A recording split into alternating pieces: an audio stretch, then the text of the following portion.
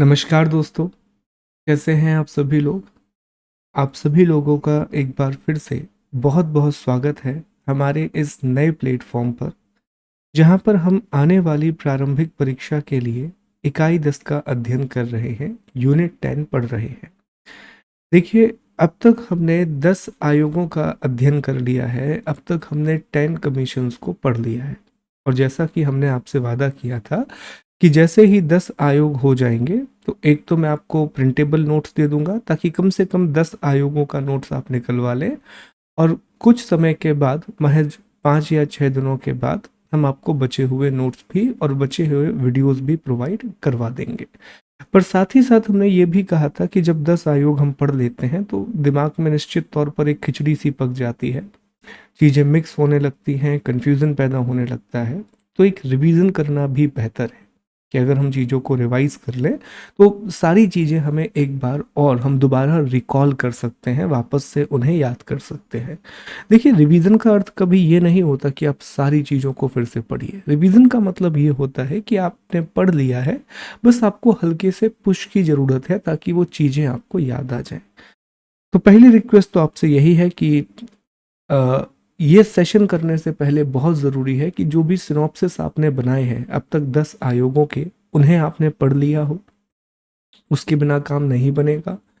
और फिर आप इसे पढ़ना शुरू करें, फिर आप इसको स्टडी करना शुरू करें। पर एक टॉपिक छोटा सा और बचा हुआ है, सतर्कता आयोग के प्रश्न भी हमें लगाने हैं। तो पहले हम सतर्कता आयोग के प्रश्नों को लगाएंगे, फिर हम रिवीजन करेंगे उन 10 आयोगों का जो हमने अब तक पढ़ लिए हैं। चलिए, तो दोस्तों ये रहा पहला प्रश्न आपके सामने। अच्छा, उससे पहले एक छोटी सी इन्फॉर्मेशन और एक करेक्शन है, बहुत इंपॉर्टेंट करेक्शन है।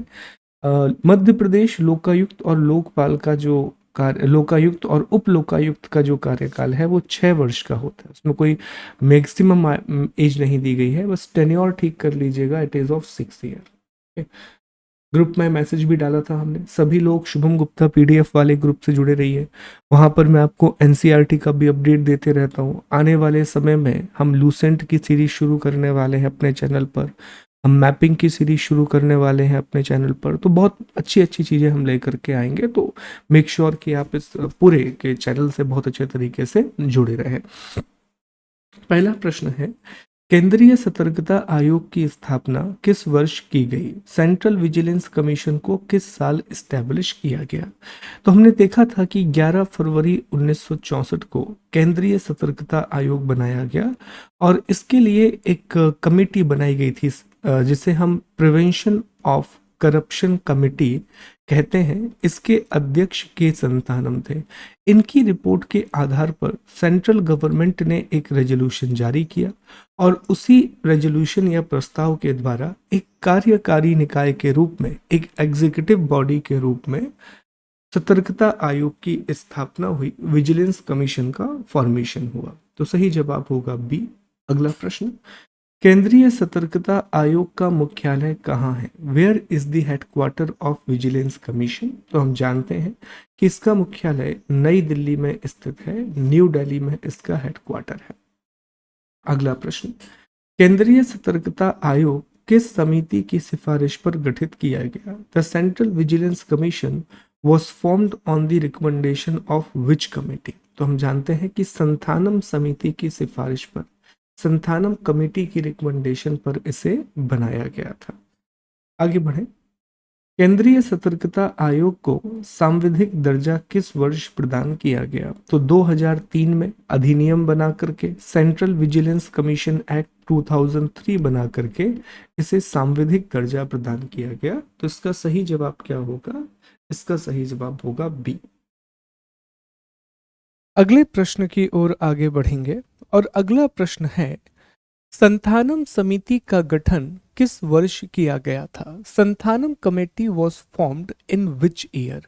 तो हम जानते हैं दोस्तों कि इसे 1962 में बनाया गया था, और इसकी रिपोर्ट आना शुरू हो गई थी, और 1964 तक आते आते इसकी रिपोर्ट अंतिम रूप से आ गई थी।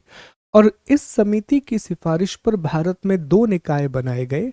1963 में गृह मंत्रालय ने एक प्रस्ताव पारित करके, होम मिनिस्ट्री ने एक रेजोल्यूशन पास करके सीबीआई का गठन किया, वहीं 1964 में केंद्र सरकार ने एक प्रस्ताव पारित करके सेंट्रल विजिलेंस कमीशन का गठन किया, सीवीसी का फॉर्मेशन किया। ठीक है, आगे बढ़ेंगे। अगला प्रश्न, केंद्रीय सतर्कता आयोग में अध्यक्ष समेत कितने सदस्य होते हैं? How many member including the chairman are there in the central vigilance commission?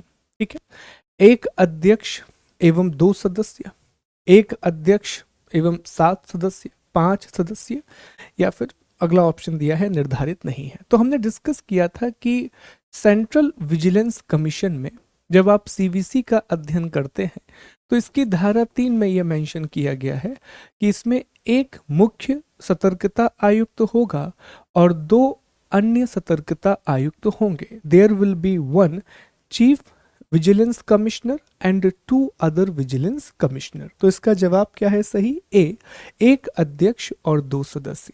अगले प्रश्न की ओर। सारे प्रश्न के जवाब आपको बनने चाहिए क्योंकि बहुत आसान आयोग है ये। ठीक है, सतर्कता आयोग के अध्यक्ष एवं अन्य सदस्यों की नियुक्ति एक समिति की सिफारिश पर राष्ट्रपति के द्वारा की जाती है। समिति का अध्यक्ष कौन होता है? Chairman and other member of commission are appointed by the president on the recommendation of committee who is the chairman of that particular committee. तो हमने याद किया था कि साहब राष्ट्रपति नियुक्ति करते हैं, अल्टीमेटली प्रेसिडेंट अपॉइंट करते हैं, लेकिन वो 3 लोगों की समिति बनाने के बाद नियुक्त करते हैं। उस समिति के अध्यक्ष भारत के प्रधानमंत्री होते हैं।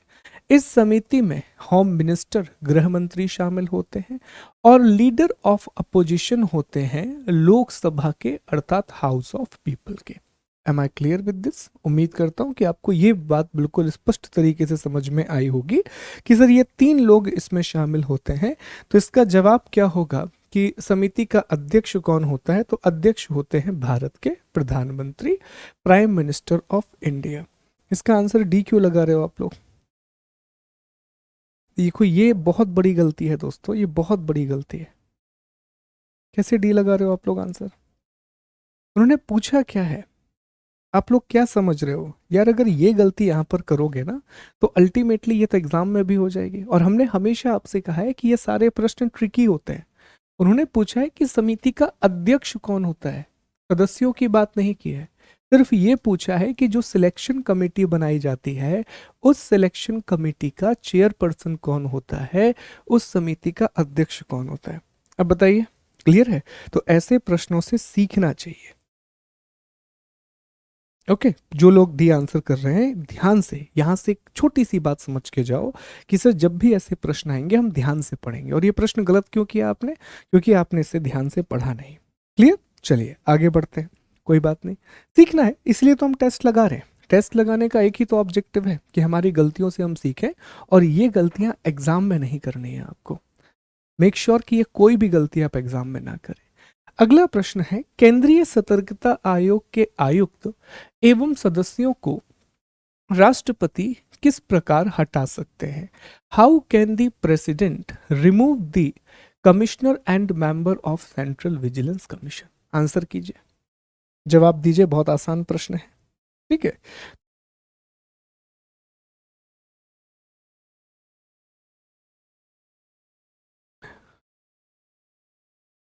ओके तो इसका सही जवाब क्या होगा? सर इसका सही जवाब है सी, सुप्रीम कोर्ट की जांच के बाद। सुप्रीम कोर्ट की जांच के बाद राष्ट्रपति हटा सकते हैं।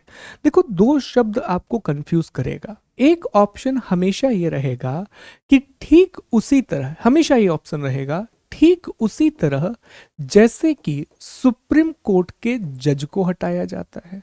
और दूसरा ऑप्शन वो आपको देगा कि राष्ट्रपति, president after the investigation of supreme court, राष्ट्रपति सुप्रीम कोर्ट की जांच के बाद। तो कभी भी कंफ्यूज नहीं होंगे। हमने हमेशा ये पढ़ा है, चाहे हमने अनुसूचित जाति आयोग की बात की हो, जनजाति आयोग की बात की हो, ओबीसी आयोग की बात की हो, या फिर हमने सूचना आयोग को डिस्कस किया हो, या फिर हमने सतर्कता आयोग की बात की हो, हर जगह हमने ये बात देखी है कि प्रक्रिया वही है। Ultimately they all will be removed by the president, but after the investigation of supreme court, सर्वोच्च न्यायालय की जांच के बाद। तो बिल्कुल भी कंफ्यूज नहीं होंगे ऐसे ऑप्शंस में, क्योंकि एग्जामिनर का काम ही है आपकी सतर्कता को चेक करना कि कितना फोकस होके आप एग्जाम दे रहे हैं, कितना कंसंट्रेट होके आप ये एग्जाम दे रहे हैं। शब्दों से खेलता है। पिछले वर्षों के प्रश्नों में हमने देखा था कि निर्वाचन आयोग में उसने शब्दों से खेला था। ठीक है, आगे बढ़ेंगे। सतर्कता आयोग के आयुक्त एवं सदस्यों की पदावधि कितनी है? What is the term of office commissioner and the member of vigilance commission? कितनी पदावधि है? बता रहे होंगे कि सर इनकी जो पदावधि है वो 4 वर्ष और 65 वर्ष की है। 4 ईयर और 65 ईयर की पदावधि है। आगे बढ़ेंगे, अगला प्रश्न। सतर्कता आयोग के संगठन में क्या शामिल नहीं है? तो ऐसे प्रश्नों में हमारा पहला काम क्या होता है कि जो पूछा गया है उसे अंडरलाइन करें। तो उसने पूछा है कि क्या नहीं है, which is not included in the organisation of vigilance commission. सचिवालय है, हमने पढ़ा था, सेक्रेटरीट है, मुख्य तकनीकी परीक्षण शाखा भी है, चीफ टेक्निकल एग्जामिनर ब्रांच भी है, डिपार्टमेंटल इंक्वायरी ये भी शामिल है। अगला लिखा है आयोग अपना अन्वेषण खुद करता है। यहां तो बात बिल्कुल गलत हो गई सर, ऐसा बिल्कुल भी नहीं है, क्योंकि आयोग अपने अन्वेषण खुद नहीं कर सकता। ये अपना अन्वेषण, इन्वेस्टिगेशन सीबीआई के माध्यम से करवाता है, सेंट्रल ब्यूरो ऑफ इन्वेस्टिगेशन के माध्यम से करवाता है। तो इसका जवाब क्या होगा? डी। आयोग के पास खुद की इन्वेस्टिगेशन विंग नहीं है, वो सीबीआई की मदद लेता है। आगे बढ़ेंगे। भ्रष्टाचार निवारण अधिनियम किस वर्ष पारित हुआ? अब ये बहुत इंपॉर्टेंट एक्ट है, prevention of the corruption act, पोका 1988। काफी महत्वपूर्ण है क्योंकि इसी अधिनियम के आधार पर सेंट्रल विजिलेंस कमीशन अलग अलग अधिकारियों पर नजर रखता है या फिर उनके भ्रष्टाचार से संबंधित मामलों की जांच करता है। तो ये अधिनियम दोस्तों 1988 में ही पारित हुआ था, 1988 में पारित हुआ था। आगे बढ़ते हैं। केंद्रीय सतर्कता आयोग अपनी वार्षिक रिपोर्ट किसके समक्ष प्रस्तुत करता है? To whom does the Central Vigilance Commission submits its annual report? किसके सामने अपनी वार्षिक रिपोर्ट देता है? एनुअल रिपोर्ट देता है। तो दोस्तों ये अपनी वार्षिक रिपोर्ट हमेशा राष्ट्रपति को देता है और राष्ट्रपति इसे संसद में पेश करते हैं, जो प्रेसिडेंट हैं वो इसे पार्लियामेंट में पेश करते हैं। ठीक है, आगे बढ़ेंगे। अगला प्रश्न बहुत अच्छा प्रश्न है, खूबसूरत प्रश्न है। इंटीग्रेटेड इंडेक्स डेवलपमेंट प्रोग्राम सतर्कता आयोग ने किसके साथ मिलकर विकसित किया? Integrity index development programme vigilance commission ने किसके साथ मिलकर डेवलप किया? याद करेंगे, कल जब हम अन्य तथ्य पढ़ रहे थे तो उसमें हमने डिस्कस किया था कि ये इंडेक्स जो IID इंडेक्स है, बड़ा ही इंपॉर्टेंट इंडेक्स है, जो सेंट्रल विजिलेंस कमीशन ने IIM अहमदाबाद के साथ मिलकर के तैयार किया है। और इसका उद्देश्य है कि कोई भी संस्था इस सूचकांक का प्रयोग करके अपने यहाँ भ्रष्टाचार का पता लगा सकती है या फिर अपने यहाँ सुशासन का पता लगा सकती है कि क्या वो ऑर्गेनाइजेशन सही ढंग से काम कर रही है या नहीं कर रही है। तो इसका सही जवाब क्या होगा? सी, IIM अहमदाबाद, भारतीय प्रबंधन संस्थान अहमदाबाद, भारत के सबसे अच्छे MBA कॉलेजेस में से एक, या हम यही कहें कि टॉप जो MBA कॉलेज है इंडिया का वो IIM अहमदाबाद ही माना जाता है।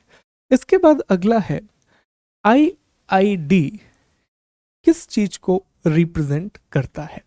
देश में व्याप्त भ्रष्टाचार का पैमाना, तो ये देश की बात नहीं करता, ये संस्था की बात करता है।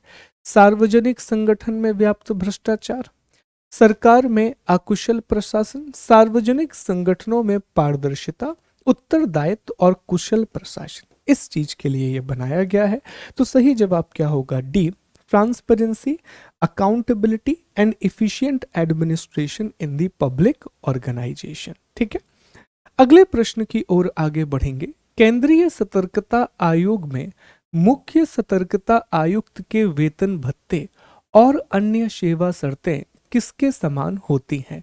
सेंट्रल विजिलेंस कमिश्नर की सैलरी और अलाउंस किसके सिमिलर या इक्विवेलेंट होती हैं? जवाब दीजिए, बहुत अच्छे से पढ़ा था हमने, इस बात को भी बढ़िया तरीके से डिस्कस किया था।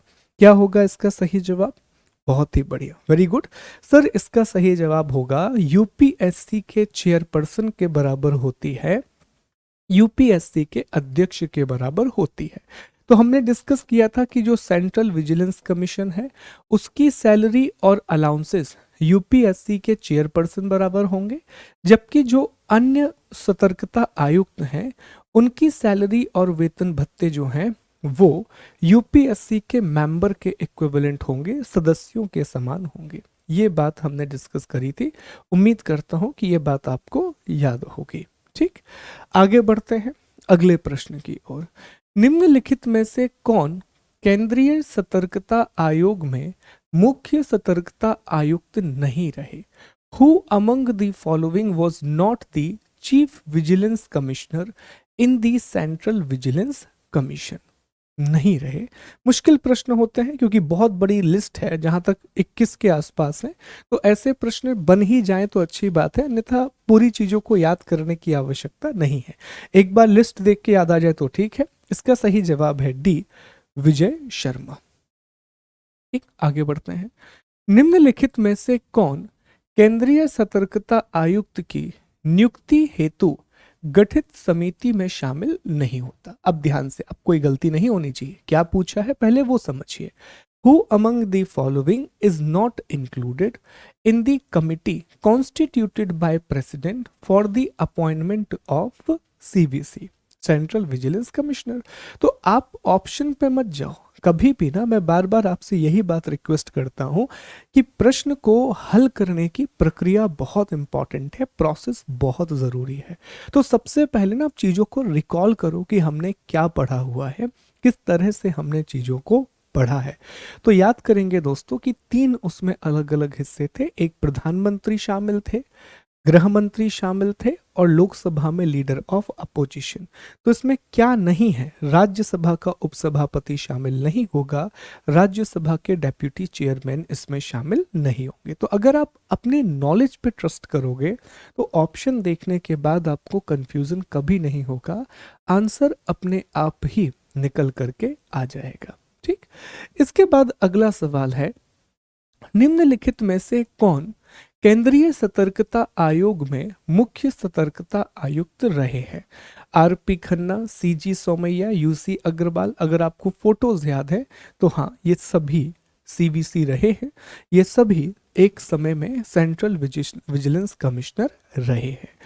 अगला, केंद्रीय सतर्कता आयोग भ्रष्टाचार के मामलों में केंद्र के लिए किस प्रकार का निकाय है? बहुत बहुत बढ़िया प्रश्न। What type of body CVC is for the center in matter of corruption? इसका सही जवाब है दोस्तों सलाहकारी। अब सोच के देखिए कि सीवीसी के पास ये भी पावर नहीं है, अगर किसी भ्रष्टाचार के मामले की उसने जांच भी कर ली, जांच करने के बाद सीवीसी के पास ये पावर नहीं होती कि वो उसको कंपलसरी या उस डिसीजन को इन्फोर्स कर सके। तो यह एक सलाहकारी निकाय है, ये एक एडवाइजरी बॉडी है। इन्फोर्समेंट का पावर अब तक जितने भी आयोग हमने पढ़े हैं सिर्फ एक आयोग के पास था और वो था दोस्तों एनजीटी, नेशनल ग्रीन ट्राइब्यूनल। ठीक है, आगे बढ़ रहे होंगे। अगला प्रश्न देखिए यहां पर है, CVC is only an advisory body, central government departments are free to either accept or reject CVC advice in corruption cases. CVC does not have adequate resources compared with the number of complaint that is received. ठीक है, केंद्रीय सतर्कता आयोग के मुख्य एवं अन्य सतर्कता आयुक्त की नियुक्ति किसके द्वारा की जाती है? The chief and other vigilance commissioner of the central vigilance commission are appointed by. किसके द्वारा इन्हें नियुक्त किया जाता है? तो हमने अभी देखा था कि इन्हें राष्ट्रपति के द्वारा नियुक्त किया जाता है, इन्हें प्रेसिडेंट के द्वारा अपॉइंट किया जाता है। ठीक है, स्पष्ट है यहाँ तक सारी बातें? सारी बातें क्लियर हो रही हैं? बहुत बढ़िया बात है। अगले प्रश्न की ओर आगे बढ़ते हैं। निम्नलिखित में से कौन सा मंत्रालय केंद्रीय सतर्कता आयोग की नोडल एजेंसी के रूप में काम करता है? तो पहली बात तो हमने ये पढ़ा था कि जो सीवीसी है वो एक स्वतंत्र निकाय है, वो एक इंडिपेंडेंट ऑर्गेनाइजेशन है। याद है आपको, हमने ये पढ़ा था। वो एक स्वतंत्र निकाय है, वो एक इंडिपेंडेंट ऑर्गेनाइजेशन है और वो सीधा संसद के प्रति जवाबदेह है, वो सीधा पार्लियामेंट के लिए रिस्पॉन्सिबल है। लेकिन मंत्रालय के आयोग के जितने भी सामान्य कुछ कार्य होते हैं, सामान्य जो नियम होते हैं, वो कार्मिक मंत्रालय मिनिस्ट्री ऑफ पर्सोनेल के द्वारा बनाए जाते हैं। तो इसी आधार पर हम कह सकते हैं कि जो कार्मिक प्रशासन मंत्रालय है, which works under the prime minister, ये इसका नोडल मंत्रालय है, इसकी नोडल मिनिस्ट्री के रूप में काम करता है। ठीक है, आगे बढ़ेंगे अगले प्रश्न की ओर। सीवीसी मुख्य एवं अन्य आयुक्तों को हटाने का अधिकार किसके पास है? रिमूवल राइट किसके पास है? तो राष्ट्रपति ही हटा सकते हैं, प्रेसिडेंट ही हटा सकते हैं। और इसके लिए हमने देखा था कि दो तरीके अपनाए जाते हैं। अगर कदाचार और असमर्थता के आधार पर हटाना है, अगर मिसकंडक्ट और इनकैपेसिटी के बेसिस पर हटाना है, तब सुप्रीम कोर्ट की जांच करवानी होगी, सुप्रीम कोर्ट से इन्वेस्टिगेशन करवाना होगा।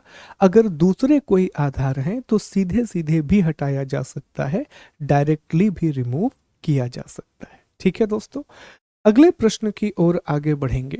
निम्नलिखित में से कौन सा केंद्रीय सतर्कता आयोग का कार्य क्षेत्र है? Which of the following is the jurisdiction of central vigilance commission?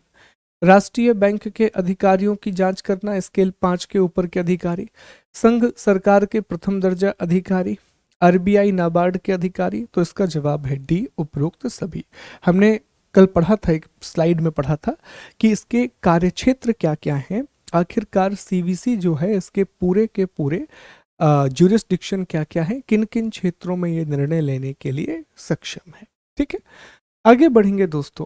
केंद्रीय सतर्कता आयोग जागरूकता सप्ताह कब मनाता है? Central vigilance commission vigilance awareness week कब मनाता है? तो हमने डिस्कस किया था कि 31 अक्टूबर, जिस दिन सरदार वल्लभ भाई पटेल जी का जन्म हुआ, उसी सप्ताह को सेंट्रल विजिलेंस कमीशन के द्वारा विजिलेंस अवेयरनेस वीक के रूप में मनाया जाता है। तो इसका सही जवाब क्या होगा? सरदार वल्लभ भाई पटेल के जन्म दिवस वाले सप्ताह को सीवीसी विजिलेंस डे वीक के रूप में मनाता है। आगे बढ़ेंगे। केंद्रीय सतर्कता आयोग के मुख्य एवं अन्य आयुक्तों की सेवा शर्तों से संबंधित सही विकल्प का चुनाव कीजिए। अंडरलाइन कर दीजिए कि आपको करेक्ट ऑप्शन सेलेक्ट करना है, सही विकल्प का चुनाव करना है। आइए विचार करना शुरू करते हैं, एक एक कथन पर विचार करना शुरू करेंगे दोस्तों। पहला कथन उसने लिखा है कि सेवानिवृत्ति के बाद केंद्र और राज्य सरकार के अधीन नियोजन के पात्र नहीं होते। After retirement they will not be eligible for employment under central and state government. बिल्कुल सही है, हमने कल पढ़ा था। ये इसलिए ताकि उनकी ऑब्जेक्टिविटी किसी भी तरीके से कम ना हो, उनकी वस्तुनिष्ठता पर कोई प्रश्न चिन्ह ना लग सके। अगला है, इनकी नियुक्ति के पश्चात इनमें किसी प्रकार का अलाभकारी परिवर्तन नहीं किया जा सकता, किसी भी प्रकार का अनफेवरेबल या अनवायबल चेंज नहीं किया जा सकता। बिल्कुल सही है। इसका अर्थ हमने पहले आपको बताया है कि अगर आपकी नियुक्ति 2.5 लाख रुपए के वेतन पर हुई है तो आपके वेतन को कम नहीं किया जाएगा, आपकी सैलरी को कम नहीं किया जाएगा। इसके बाद मुख्य सतर्कता आयुक्त के वेतन भत्ते यूपीएससी के अध्यक्ष के समान होते हैं। बिल्कुल सही है। तो जवाब क्या होगा? डी, उपरोक्त सभी, ऑल ऑफ द अबव। बहुत बढ़िया बात है। उम्मीद करता हूं कि यह प्रश्न भी आप लोगों से बना होगा, सभी लोगों ने इसका सही जवाब दिया होगा। अगले प्रश्न की ओर आगे बढ़ें। निम्नलिखित में से कौन सा एक विकल्प सही नहीं है, इनको अंडरलाइन करेंगे। Which one of the following option is not correct, सही नहीं है। केंद्रीय सतर्कता आयोग में मुख्य व अन्य आयुक्तों का कार्यकाल समान होता है, ये तो बिल्कुल सही है। 4 वर्ष और 65 वर्ष होता है, 4 ईयर और 65 ईयर का कार्यकाल होता है। अगला, सतर्कता आयुक्त की नियुक्ति एक समिति की सिफारिश पर राष्ट्रपति के द्वारा की जाती है, ये भी बिल्कुल सही है। किसी सतर्कता आयुक्त को कोई राजनीतिक कार्य नहीं दिया जा सकता, ये भी बिल्कुल सही है। भारतीय प्रशासनिक सेवा के सदस्य मुख्य सतर्कता आयुक्त नहीं बन सकते, ये तो गलत है। हमने यही देखा था कि साहब सुप्रीम कोर्ट ने ये कहा है कि जो भी व्यक्ति चीफ विजिलेंस कमिश्नर बनेगा वो ऑल इंडिया सर्विस से होना चाहिए, और ऑल इंडिया सर्विस में से भी वो आईएएस होना चाहिए। तो डी गलत है, बाकी सभी बिल्कुल सही कथन है। ठीक है, अच्छा प्रश्न है, बहुत बढ़िया प्रश्न है। उम्मीद करता हूं कि इसका सही जवाब आप देंगे। अगले प्रश्न की ओर आगे बढ़ें। विशिल ब्लोअर प्रोटेक्शन एक्ट 2011 को राष्ट्रपति ने कब मंजूरी प्रदान की? तो कल डिस्कस किया था कि बहुत लेट मई 2014 में विसिल ब्लोअर प्रोटेक्शन एक्ट को मंजूरी दी गई। बहुत डिले हुआ है इस अधिनियम को पारित करने में, और इसके बहुत से ऐसे प्रावधान हैं जिनको हटा दिया गया, जिनका होना बहुत ज्यादा जरूरी था। दोस्तों आगे बढ़ते हैं। अगला प्रश्न है, निम्नलिखित में से कौन बाह्य एजेंसियों के माध्यम से केंद्रीय सतर्कता का अन्वेषण करता है? तो CBI, central bureau of investigation, इसमें कोई दिक्कत नहीं होगी। यह अभी हमने आपको बताया भी था, और कल भी हमने 2 से 3 बार इस बात की चर्चा कर ली थी। अगला प्रश्न है, केंद्रीय सतर्कता आयोग निम्नलिखित में से किसके प्रति उत्तरदायी है? अच्छा प्रश्न है, जवाब दीजिए। To whom is the CVC responsible for, किसके लिए जिम्मेदार है? अभी आपको बताया कि हालांकि इसका नोडल मंत्रालय कार्मिक मंत्रालय है, मिनिस्ट्री ऑफ पर्सोनेल है, लेकिन यह एक स्वतंत्र निकाय है जो सीधा संसद के प्रति उत्तरदायी है, जो सीधा पार्लियामेंट के लिए रिस्पॉन्सिबल है। बताएं दोस्तों, यहां तक सारी बातें स्पष्ट हैं? क्या सारी बातें आपको समझ में आ रही हैं? चलिए अगले प्रश्न की ओर आगे बढ़ते हैं। अगला प्रश्न है, मध्य प्रदेश में लोकायुक्त की स्थापना कब की गई? When was the MP Lokayukta established? अब यहां से आप देखेंगे कि जो प्रश्न जुड़े हुए हैं वो MP लोकायुक्त से जुड़े हुए प्रश्न आ जाएंगे। तो MP लोकायुक्त की जो स्थापना है वो फरवरी 1982 में की गई थी, फेब 1982 में की गई थी। ठीक है, आप देख सकते हैं कि अभी इसके लोकायुक्त जस्टिस एन के गुप्ता हैं, जबकि उप लोकायुक्त जस्टिस एस के पालू हैं। ठीक, आगे बढ़ते हैं। अच्छा एक और पढ़ लीजिए कि लोकायुक्त ऑर्गेनाइजेशन मध्य प्रदेश में फरवरी 1982 में बनाई गई, और इसके लिए लोकायुक्त अधिनियम 1981 लाया गया था। मध्य प्रदेश राज्य लोकायुक्त किस प्रकार का निकाय है? What type of body is MP Lokayukta, किस तरह का निकाय है? तो अभी हमने डिस्कस किया कि सर यह एक सांविधिक निकाय है, स्टैट्यूअरी बॉडी है, क्योंकि इसका जो गठन है, इसका जो फॉर्मेशन है वो एक अधिनियम के द्वारा हुआ है, वो एक्ट के द्वारा हुआ है, which is MP Lokayukta and उप लोकायुक्त एक्ट 1981। ठीक है, तो यह एक सांविधिक निकाय है, स्टैट्यूअरी बॉडी है। मध्य प्रदेश के प्रथम लोकायुक्त कौन थे? Who was the first Lokayukta of MP? तो इसका सही जवाब है बी, पीवी दीक्षित। पीवी दीक्षित। निम्नलिखित में से किसे समाप्त करके मध्य प्रदेश में लोकायुक्त की व्यवस्था की गई? Which of the following was abolished in for establishment of MP Lokayukta? तो इससे पहले दोस्तों मध्य प्रदेश राज्य सतर्कता आयोग था। मध्य प्रदेश राज्य सतर्कता आयोग को खत्म कर दिया गया और लोकायुक्त की स्थापना की गई। अगला, किस अधिनियम के तहत प्रदेश में लोकायुक्त की स्थापना की गई है? Under which act Lokayukta was establish in the state? तो अभी हमने डिस्कस किया कि 1981 का मध्य प्रदेश लोकायुक्त और उप लोकायुक्त अधिनियम, इस अधिनियम के द्वारा मध्य प्रदेश में लोकपाल की स्थापना या लोकायुक्त की स्थापना की गई। अगला प्रश्न है, मध्य प्रदेश राज्य लोकायुक्त अपनी वार्षिक रिपोर्ट किसे सौंपता है? To whom does the state Lokayukta submit its annual report? तो दोस्तों ये अपनी रिपोर्ट राज्यपाल को सौंपता है और राज्यपाल इस रिपोर्ट को विधानसभा या विधायिका में पेश करवाता है। निम्नलिखित में से कौन मध्य प्रदेश राज्य लोकायुक्त के पद पर रहे हैं? Who among the following served as the MP state Lokayukta? P K Tare, Ripusudan Dayal और जस्टिस जेपी सिंह। तो जवाब होगा उपरोक्त सभी, all of the above. Okay, अच्छा एक बात मैं आपको बता दूं कि आपने डेफिनेटली कल जाकर के वो सिनॉप्सिस पढ़ा होगा और सिनॉप्सिस में ना हमने कुछ और बातें भी लिख दी हैं, नियुक्ति से संबंधित बातें लोकायुक्त की, और थोड़ा सा डिटेल में दिया है वहाँ पर। तो मेक श्योर कि वो सिनॉप्सिस आप जरूर पढ़ें और उसे आप बनाएं जरूर। उसको नहीं बनाएंगे तो बहुत समस्याएं आप ही को होंगी दोस्तों, क्योंकि बहुत से प्रश्न वहाँ से सीधे सीधे बनने की संभावना है। ठीक है, आगे बढ़ते हैं। लोकायुक्त का कार्यकाल कितना होता है? तो इनका कार्यकाल 6 वर्ष का होता है, 6 ईयर का टेन्योर होता है। मध्य प्रदेश राज्य लोकायुक्त की नियुक्ति किसके द्वारा की जाती है? MP state Lokayukta is appointed by whom? तो इनकी नियुक्ति राज्यपाल के द्वारा की जाती है, गवर्नर के द्वारा इन्हें अपॉइंट किया जाता है। निम्नलिखित में से किसे मध्य प्रदेश लोकायुक्त के रूप में नियुक्त किया जा सकता है? पढ़िए इसको, बताइए जरा इसका आंसर क्या होगा। अच्छा प्रश्न है, आंसर दीजिए इसका, जवाब दीजिए।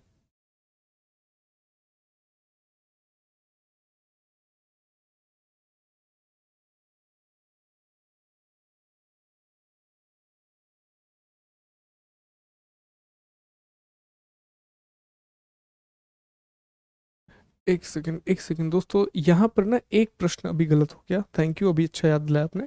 ये प्रश्न गलत है, इसका सही जवाब ए है, 5 वर्ष। ठीक है, मेक श्योर इसे आप करेक्ट करें।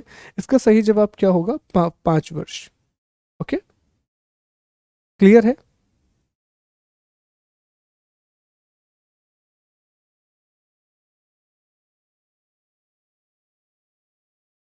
Yes yes yes, it's 5 year.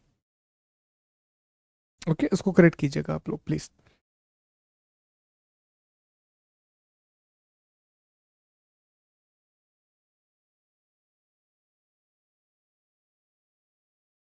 Hello hello, okay okay guys guys guys, एक बहुत इंपॉर्टेंट अपडेट कीजिए, अपने नोट्स में भी अपडेट कीजिए। ये गलत हो गया है, रियली सॉरी फॉर दिस। इसको नोट्स में भी अपडेट करेंगे। सही जवाब 6 साल ही है, 6 ईयर ही भी है। तो जो भी आपके नोट्स हैं उसमें अपडेट कीजिए, मैं भी आपको अपडेट करके नोट्स दे दूंगा। मेक श्योर कि उसमें आप ये 6 साल कर रहे हैं, 6 ईयर कर रहे हैं। जो इसका टेन्योर है वो 6 सालों का होता है, 6 ईयर का होता है। तो इसे अपडेट आप कीजिए, ये काफ़ी ज़रूरी है। अगर यहाँ से प्रश्न बना तो एटलीस्ट हमें पता होना चाहिए कि what is the tenure. Okay, तो ये आप याद रखेंगे, उसको 6 साल कर लीजिए, यहाँ से प्रश्न आ सकता है और उसमें भी आप अपडेट करेंगे, अपने नोट्स में भी अपडेट करेंगे। ठीक, अगला प्रश्न हम देखेंगे, 40 हो गया। इसका सही जवाब सी है, उपरोक्त दोनों। निम्नलिखित में से कौन मध्य प्रदेश राज्य लोकायुक्त की विशेषता है? Which of the following is the speciality of MP state Lokayukta? तो ये सभी इसकी विशेषताएं हैं, D all of the above. अगला है, मध्य प्रदेश राज्य लोकायुक्त किसके प्रति उत्तरदायी होता है? To whom is the MP state Lokayukta responsible? तो दोस्तों ये इस राज्य विधायिका के प्रति उत्तरदायी होता है, स्टेट लेजिस्लेशन के प्रति रिस्पॉन्सिबल होता है। विसिल ब्लोअर विधेयक के प्रावधान में क्या क्या शामिल है? विसिल ब्लोअर का जो बिल है उसमें कौन कौन से प्रोविजन शामिल हैं? भ्रष्टाचार की शिकायत करने वाले कर्मियों की पहचान गुप्त रहेगी, ये बिल्कुल सही है। आवश्यकता पड़ने पर सुरक्षा का प्रावधान किया गया है। भ्रष्टाचार की झूठी शिकायत पर कार्यवाही व सजा का प्रावधान। तो इसका सही जवाब क्या होगा? डी, उपरोक्त सभी, ऑल ऑफ दी अब। आगे बढ़ेंगे। विसिल ब्लोअर अधिनियम के दायरे में किसे बाहर रखा गया है? Who has been kept out of the preview of whistle blower act. तो दोस्तों, न्यायपालिका को, जुडिशरी को इसके दायरे से बाहर रखा गया है। केंद्रीय सतर्कता आयोग के द्वारा भ्रष्टाचार निवारण हेतु कौन सा पोर्टल चालू किया गया है? तो हमने डिस्कस किया था कि विगाई नाम का एक पोर्टल चालू किया गया है विजिलेंस कमीशन के द्वारा। सीबीआई के पहले निदेशक कौन हैं? तो सीबीआई के पहले निदेशक थे Shri DP Kohli. DP Kohli was the first director of CBI. तो इस तरह से दोस्तों हमने पूरे प्रश्नों को हल किया, 46 क्वेश्चन को हमने सॉल्व किया। अब जल्दी से मुझे आप बताइए कि आपके कितने मार्क्स आए हैं, और जो अपडेट हमने अभी आपको बताया है उसको 6 साल कर लीजिए, 6 ईयर कर लीजिए। इसमें इशू ये हुआ कि इसमें अमेंडमेंट हुआ था, इसी वजह से वो कन्फ्यूजन हो गया, पर मेक श्योर कि आप इसे करेक्ट कर लें कि लोकपाल और लोकायुक्त में 6 साल का कार्यकाल होता है। ठीक है, चलिए अब बताइए कितने मार्क्स आए हैं आप लोगों के, सभी लोगों के, फिर हम टॉपिक को आगे बढ़ाते हैं। ठीक है, तो हमने प्रश्नों को हल कर लिया है, हमने सारे क्वेश्चंस लगा लिए थे केंद्रीय सतर्कता आयोग के। अब बेसिकली जितने आयोग हमने अब तक पढ़े हैं, अब तक हमने कुल 10 आयोगों का अध्ययन किया है। टोटल हमने 10 कमीशंस को स्टडी किया है। तो हम उन 10 आयोगों का अध्ययन या रिवीजन करेंगे। अब आपको क्या करना है पहले वो समझिए। देखिए, इस तरह की एक टेबल मैं आपको बना करके लाया हूँ, पूरी एक प्रॉपर टेबल है। आप इस टेबल का प्रिंट चाहें तो निकलवा सकते हैं, लेकिन बेहतर यही होगा कि आप अपनी कॉपी में इस टेबल को खुद बनाइए, ताकि चीज़ें आप जल्दी रिकॉल कर सको और बहुत अच्छी कमांड आपकी इस्टेब्लिश हो सके। तो जब भी आप आयोगों को रिवाइज करते हैं तो क्या क्या रिकॉल करना होता है? तो जब भी हम आयोगों को पढ़ते हैं तो सबसे पहले हमें यह पता होना चाहिए कि आयोग की प्रकृति क्या है, कमीशन का नेचर क्या है। ये पहली चीज जो हमें पता होनी चाहिए, that what is the nature of commission, आयोग की प्रकृति क्या है। अब जब आपको आयोग की प्रकृति पता चलती है तो आपको उसके गठन का स्रोत भी पता चल जाता है, आपको उसके फॉर्मेशन का सोर्स भी पता चल जाता है। एग्जाम्पल के लिए आपने कहा कि सर राष्ट्रीय अनुसूचित जाति आयोग, नेशनल शेड्यूल कास्ट कमीशन एक संवैधानिक निकाय है, एक कॉन्स्टिट्यूशनल बॉडी है। तो आप अपने आप से प्रश्न करेंगे कि अगर ये संवैधानिक निकाय है तो संविधान में कहां पर इसका उल्लेख किया गया है? तो आप ही जवाब दे रहे होंगे कि अनुच्छेद 338 में आर्टिकल 338 में एससी कमीशन का उल्लेख किया गया है, अनुसूचित जाति का उल्लेख किया गया है। ठीक है, इसके बाद दूसरा टॉपिक रहेगा स्थापना, अर्थात इस्टेब्लिशमेंट से संबंधित कि स्थापना कब हुई। तो अगर मैं इसी आयोग की बात करूं, अनुसूचित जाति आयोग की, कि इसकी स्थापना 19 फरवरी 2004 को हुई थी, 19 फरवरी 2004 को हुई थी। स्ट्रक्चर क्या होता है? तो आप याद कर रहे होंगे कि सर एक अध्यक्ष है, एक उपाध्यक्ष है और 3 सदस्य इसमें शामिल हैं। पदावधि कितनी होती है? 3 सालों की होती है। नियुक्ति कौन करते हैं? राष्ट्रपति के द्वारा नियुक्त किया जाता है। त्यागपत्र किसे देते हैं? राष्ट्रपति को। हटाते कौन है? राष्ट्रपति। सुप्रीम कोर्ट की जांच के बाद, after the investigation of supreme court. पहले अध्यक्ष कौन थे? तो याद रखेंगे सूरज भान सिंह पहले अध्यक्ष थे, और वर्तमान अध्यक्ष कौन है? विजय सांपला। तो इस तरह से हमें रिकॉल करना है हर एक आयोग के बारे में, हर एक कमीशन के बारे में। अब जैसे ही मैं टेबल पर कोई कंटेंट लेकर के आऊंगा, तो मैं बस आपसे एक चीज चाहता हूं कि आने वाले 30 मिनट जो आपके लिए निश्चित तौर पे मुश्किल होने वाले हैं, लेकिन मैं चाहता हूं कि आपका पूरा फोकस क्लास पर रहे। बाकी कोई भी काम मत कीजिएगा, ध्यान से मेरी बातों को सुनिएगा। अगर आप सिर्फ बातों को सुनेंगे तब भी आपके सारे आयोग जो अब तक आपने पढ़े हैं वो आप रिकॉल कर पाएंगे। तो अब मुझे बताइए, क्या सारी बातें स्पष्ट हैं? हम किस तरह से रिवाइज करने वाले हैं ये स्पष्ट है? बिल्कुल यार दोस्त ललित, बिल्कुल दे देंगे। ठीक है, ऑल गुड, ऑल गुड, जल्दी बताइए। ठीक है, ठीक है, बहुत बढ़िया। चलिए, तो अब हम एक एक आयोग को पढ़ना शुरू करते हैं। अब हम एक एक कमीशन को पढ़ना शुरू करते हैं। तो सबसे पहले हम चर्चा करेंगे राष्ट्रीय अनुसूचित जाति आयोग के बारे में एक बात और, ये हिंदी और इंग्लिश एक साथ नहीं है। इसका रीजन ये है कि ये आता नहीं टेबल में, तो अभी सिर्फ आपको हिंदी का कंटेंट दिखा रहा हूं, लेकिन मैं इंग्लिश बोलते जाऊंगा साथ में, और जब हम आपको पीडीएफ देंगे तो वी विल मेक श्योर कि हिंदी और इंग्लिश की अलग अलग पीडीएफ आपको मिल जाए, ठीक है। तो आप परेशान नहीं होंगे, हम दोनों का पीडीएफ आपको प्रोवाइड करा देंगे। कल 12-1 बजे तक आपको इसका पीडीएफ मिल जाएगा, ओके। अब आप ध्यान दें कि पहला है राष्ट्रीय अनुसूचित जाति आयोग, नेशनल शेड्यूल कास्ट कमीशन, राष्ट्रीय अनुसूचित जाति आयोग। तो सर ये किस प्रकार का आयोग है? तो याद कीजिए, हमने पढ़ा था कि भारतीय संविधान के भाग 16 में एक अनुच्छेद है 338, तो उसके हिसाब से यह एक संवैधानिक आयोग है, यह एक कॉन्स्टिट्यूशनल बॉडी है। इसकी स्थापना 19 फरवरी 2004 को हुई थी। इसमें एक अध्यक्ष, एक उपाध्यक्ष और 3 सदस्य हैं। इनकी पदावधि राष्ट्रपति निर्धारित करते हैं, जो कि 3 साल है। इनकी नियुक्ति भी राष्ट्रपति करते हैं, ये त्यागपत्र भी राष्ट्रपति को देते हैं। इनको राष्ट्रपति ही हटाते हैं, लेकिन सुप्रीम कोर्ट की जांच के बाद, सुप्रीम कोर्ट की इन्वेस्टिगेशन के बाद।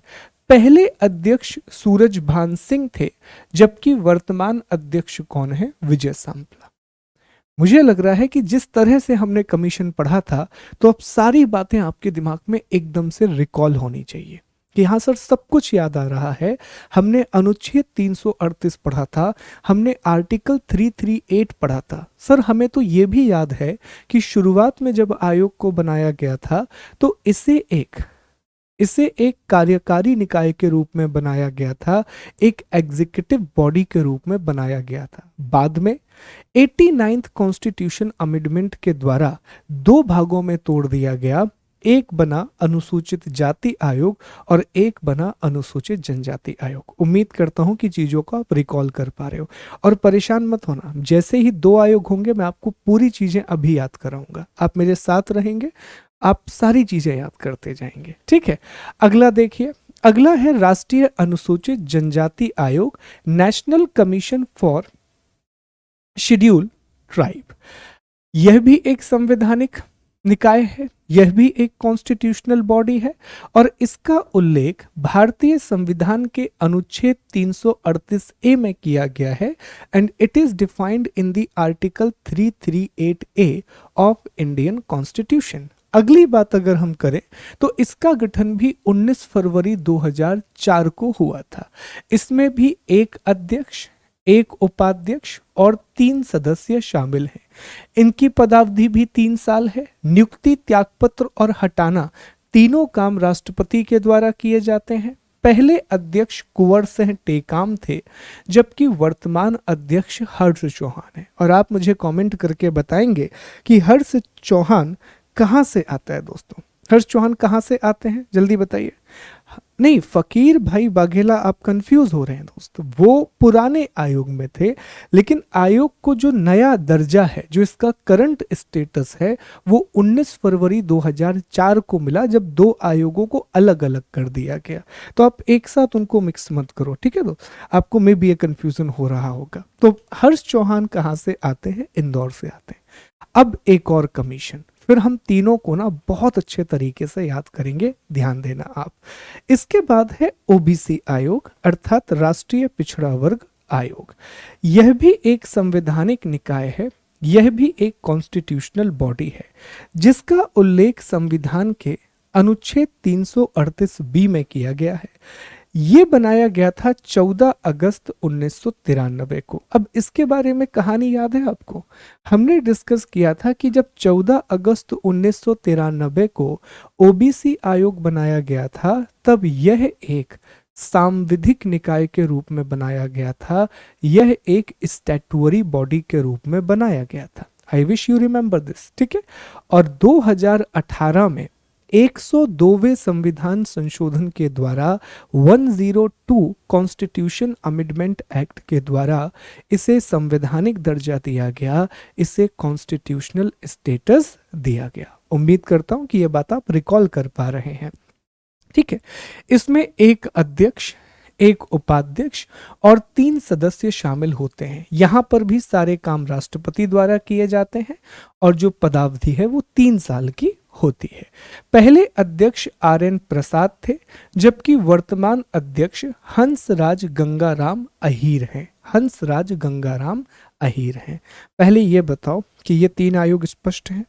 ये 3 आयोग स्पष्ट हैं, तो अब मैं आपको याद करवाना शुरू करता हूँ। ओके, 3 आयोग स्पष्ट हैं दोस्तों। चलो अब ध्यान दो, अब एक एक करके इनको याद करते हैं। याद कैसे करना है? चलो ऐसे याद करते हैं इनको। सबसे पहले ना हम इसमें कॉमन पॉइंट देखते हैं कि सर तीनों में कॉमन पॉइंट क्या है। तो यहां पर सबसे पहले हम लिख रहे हैं नियुक्ति, अपॉइंटमेंट। यहां पर हम लिख रहे हैं साहब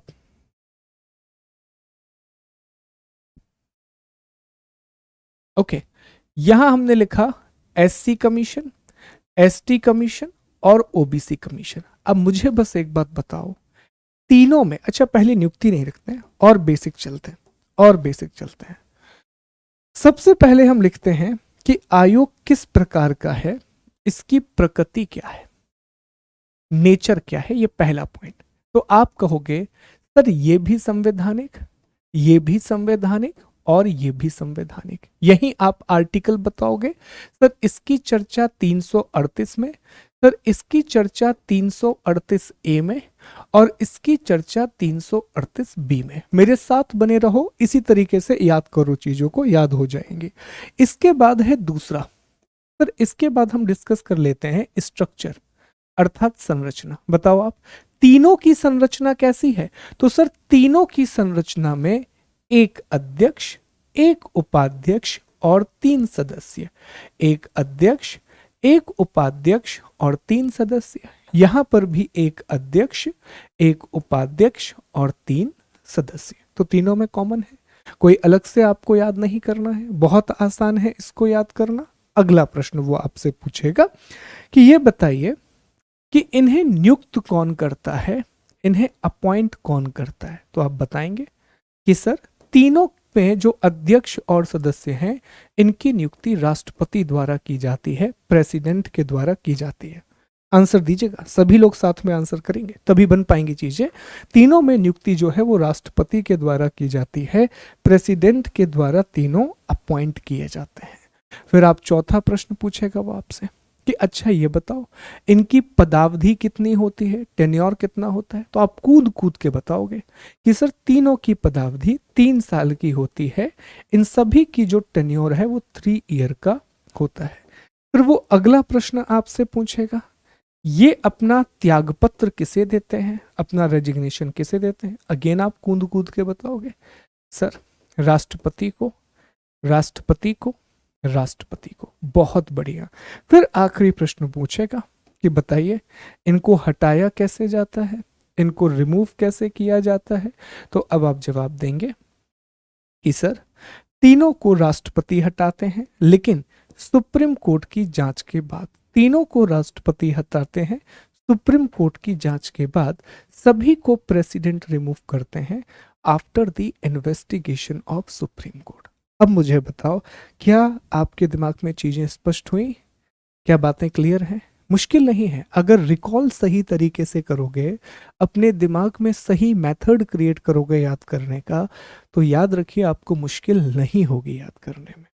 बताइए जल्दी से। All good, all clear?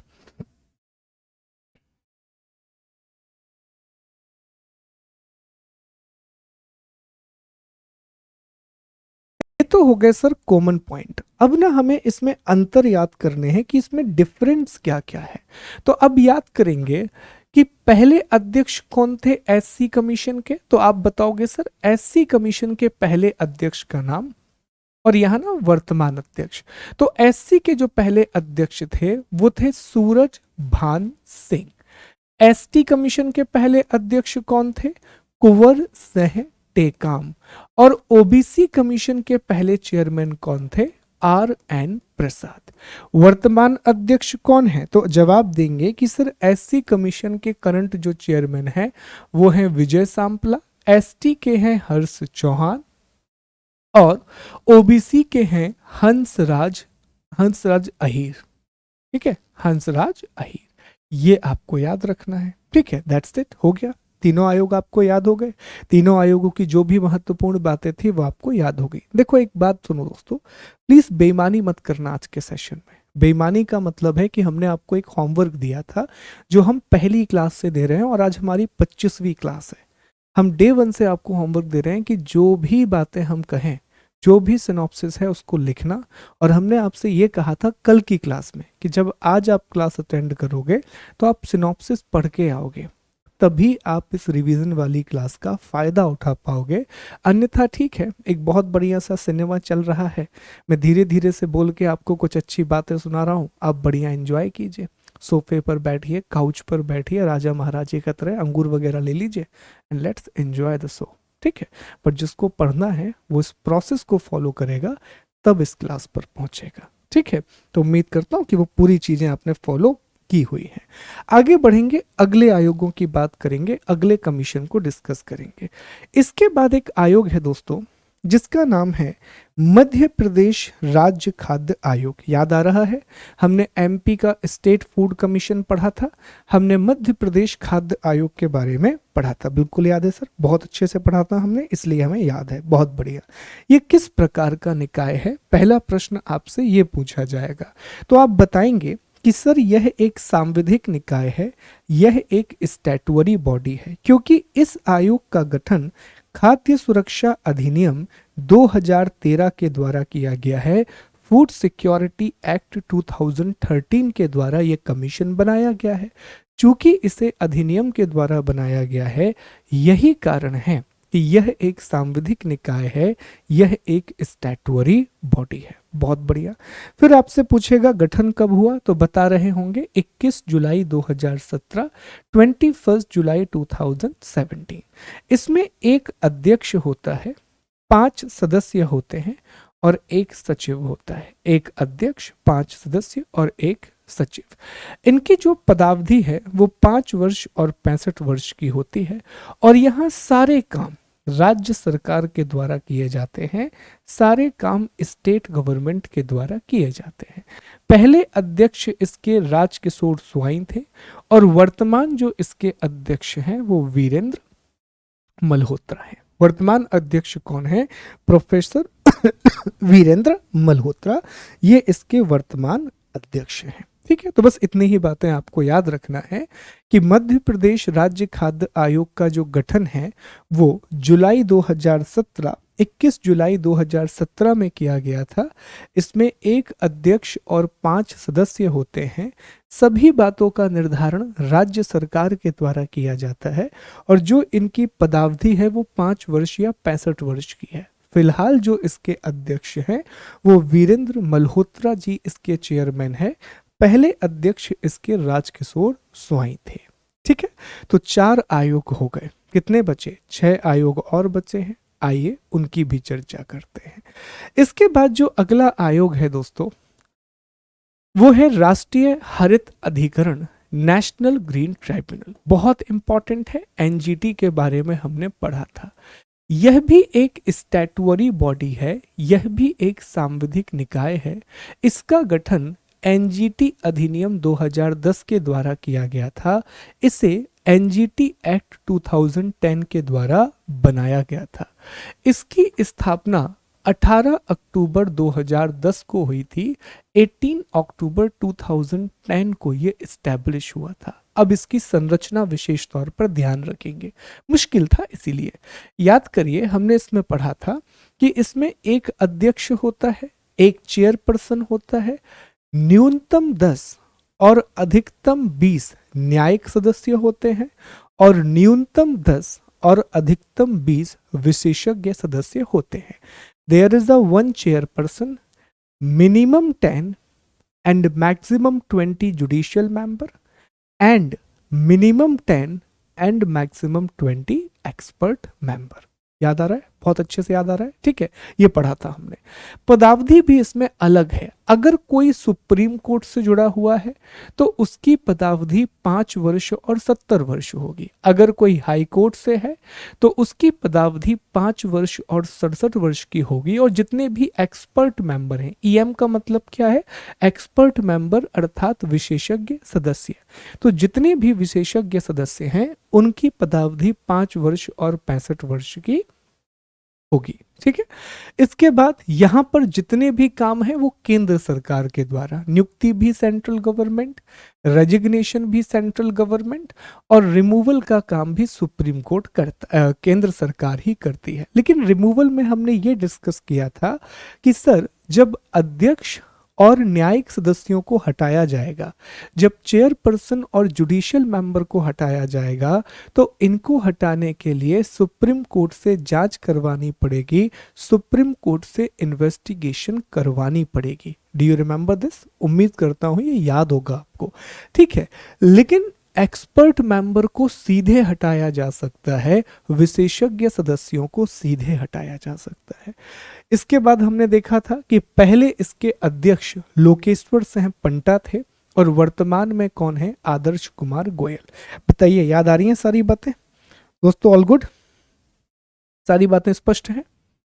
अब हम अगले कमीशन की बात करेंगे और अगला आयोग है महिला आयोग। और ये कौन सा महिला आयोग है? राष्ट्रीय महिला आयोग। तो यह भी एक स्टैट्यूटरी बॉडी है, यह भी एक सांविधिक निकाय है जो राष्ट्रीय महिला आयोग अधिनियम 1990 के द्वारा बनाया गया था। इसका गठन 31 जनवरी 1992 को किया गया।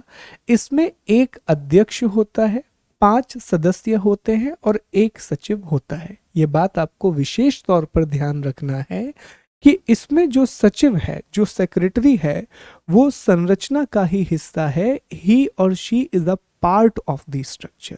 क्योंकि जब आप इस अधिनियम में परिभाषाओं को पढ़ते हैं तो उस परिभाषा में मेंबर की परिभाषा भी दी गई है और मेंबर को एक्सप्लेन ही किया गया है कि उसमें मेंबर भी शामिल होंगे और मेंबर सेक्रेटरी भी शामिल होगा। तो कितने लोग हैं? तो इस प्रकार से हम कह सकते हैं कि टोटल 7 लोग इसमें शामिल हैं। इसमें 5 सदस्य हैं, 1 अध्यक्ष है और 1 सचिव इसमें शामिल है। इनका कार्यकाल 3 सालों का होता है और यहाँ पर भी सारी चीजें, चाहे नियुक्ति की बात हो, त्यागपत्र की बात हो या फिर हटाने की बात हो, ये सब कुछ केंद्र सरकार तय करती है। ये सब कुछ सेंट्रल गवर्नमेंट डिसाइड करती है। दोस्तों पहले जो इसके अध्यक्ष थी वो थी जयंती पटनायक और वर्तमान जो इसके अध्यक्ष हैं वो हैं रेखा शर्मा। पहले अध्यक्ष का नाम था जयंती पटनायक और जो वर्तमान अध्यक्ष हैं उनका नाम क्या है? रेखा शर्मा। याद करेंगे कि 2 ऐसे लोग हैं जो 2 बार अध्यक्ष बने हैं। तो उसमें गिरिजा व्यास का नाम आता है जिन्होंने 2 बार अध्यक्ष का पद संभाला है और रेखा शर्मा जी का नाम आता है जिन्होंने 2 बार अध्यक्ष का पद संभाला है। आगे बढ़ेंगे, अगले आयोग की बात करेंगे। बाल अधिकार संरक्षण आयोग, चाइल्ड राइट कमीशन। यह भी एक सांविधिक निकाय है, स्टैट्यूटरी बॉडी है जो बाल अधिकार आयोग अधिनियम 2005 के द्वारा बनाया गया। इसका गठन 5 मार्च 2007 को हुआ था। इसमें 1 अध्यक्ष और 6 सदस्य शामिल हैं। याद रखिए सचिव तो बाल आयोग में भी होता है, सेक्रेटरी चाइल्ड कमीशन में भी होता है, पर वो स्ट्रक्चर का भाग नहीं होता, वो संरचना का हिस्सा नहीं होता। इसमें अध्यक्ष की जो पदावधि है वो 3 वर्ष और 65 वर्ष की होती है और सदस्य की जो पदावधि है वो 3 वर्ष और 60 वर्ष की होती है। थोड़ा ट्रिकी है, याद रखना पड़ेगा। यहाँ पर भी सारे काम केंद्र सरकार के द्वारा किए जाते हैं, सारे काम सेंट्रल गवर्नमेंट के द्वारा किए जाते हैं। लेकिन इसमें एक और बात है जो थोड़ा सा ट्रिकी है। देखिए अल्टीमेटली चाहे वो चेयरमैन हो या मेंबर हो, दोनों को ही सेंट्रल गवर्नमेंट अपॉइंट करेगी, दोनों को ही केंद्र सरकार के द्वारा नियुक्त किया जाएगा। लेकिन जब अध्यक्ष की नियुक्ति केंद्र सरकार करेगी तो उसे एक 3 लोगों की चयन समिति बनानी पड़ेगी। चेयरपर्सन को अपॉइंट करने के लिए उसे एक 3 मेंबर सिलेक्शन कमेटी बनानी पड़ेगी दोस्तों। और उन 3 मेंबर सिलेक्शन कमेटी में एक तो केंद्रीय महिला एवं बाल विकास मंत्री शामिल होंगे, union minister of women and child development शामिल होंगे, और दूसरा फिर आपको याद रखना है कि केंद्र सरकार के द्वारा 2 सदस्यों को उसमें चुना जाएगा, 2 मेंबर को नॉमिनेट किया जाएगा, और ये 3 लोगों की समिति केंद्र सरकार को बताएगी कि किसे अगला अध्यक्ष चुनना है, किसे अगला चेयरमैन चुनना है। उम्मीद करता हूँ कि ये प्रोसेस आपको याद होगी। तो थोड़ा सा ट्रिकी है, यहाँ पर चेयरपर्सन का जो कार्यकाल है वो 3 साल और 65 का है, जबकि सदस्य 3 और 60 सालों के लिए हैं। तो जब आप ये टेबल बनाएंगे ना, तो जो बातें थोड़ी ट्रिकी हैं, जो थोड़ा अलग सी बातें हैं, इनको ना अलग पेन से लिखिए, ताकि जब आप एग्जाम देने जा रहे हो तो इन पर आप एक निगाह डालते हुए जाएं कि यार ये इंपॉर्टेंट पॉइंट है, थोड़े ट्रिकी से पॉइंट है, ये हमें याद रखना है। ठीक है, पहले अध्यक्ष का नाम शांता सिन्हा, और वर्तमान जो अध्यक्ष हैं वो हैं प्रियंक कानूनगो। चलिए 3 आयोग और बचते हैं दोस्तों। अब हम चर्चा करेंगे केंद्रीय सूचना आयोग के बारे में, सेंट्रल इंफॉर्मेशन कमीशन के बारे में। अभी पढ़ा था हमने। तो यह भी एक सांविधिक निकाय है, यह भी एक स्टैट्यूटरी बॉडी है। यह आरटीआई अधिनियम 2005 के द्वारा 12 अक्टूबर 2005 को बनाया गया।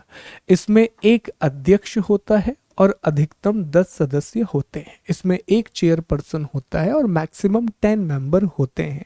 यहाँ पर अध्यक्ष को मुख्य सूचना आयुक्त कहा जाता है, जबकि सदस्यों को सूचना आयुक्त कहा जाता है।